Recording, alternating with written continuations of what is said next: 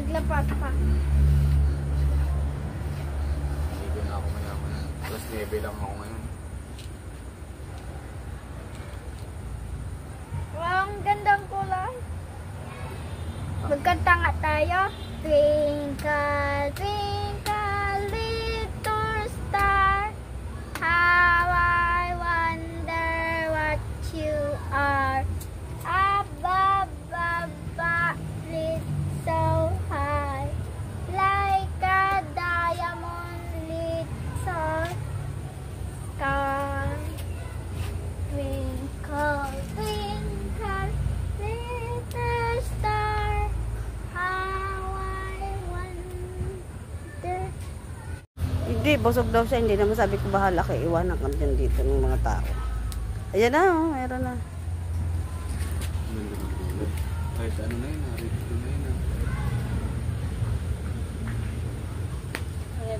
Pag na, mainit yan mo, akala mo ano yan. Akala mo hindi mainit. Yung mga kulay na yan, may ibig sabihin yan ma. Pinag-aralan namin. Basta ang kulay puti, wag yung hawakan yung kulay puti. Ayun ang pinakamainit na kulay ng apoy.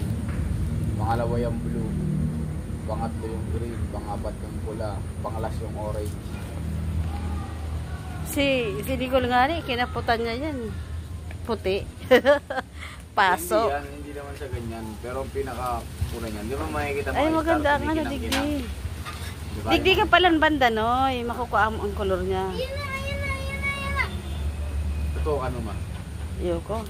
Sabog yung cellphone ko dyan. Hindi, konti lang. Kung gusto mo talaga makita ang kulay. Uy, green pa ay. Wala na ako. Yung hangin. Tapos ma, pag nasunog na yun, ipilit mo, puta sayang tanso, yan naman nakikita, puro wear na yun. Puro tanso na yun, nakalabas na. Sarap pitpitin yan, baka bumilog rin ng ganyan yan. Patunaw natin. Goma na lang yung ano ma, yung goma na, alam mo yan?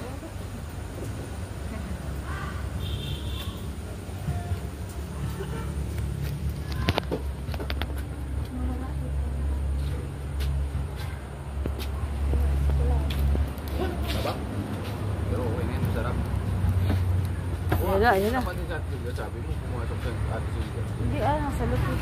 Pang ano pala, pang umaga pala yun. Kaya nga. E di, ngayon di rin pumasok. Hindi. Day off niya. Anong ginawa na sa loob? Kaya siguro nagtatanong kung pupunta ka doon. Baka may isabay. Eh, wala na yung asol. Wala na. Ayun na lumalakas. Puro tanso na yan ma, oh. Igilid mo na yan. Tanso na yan, kala mo hindi yan tanso ka?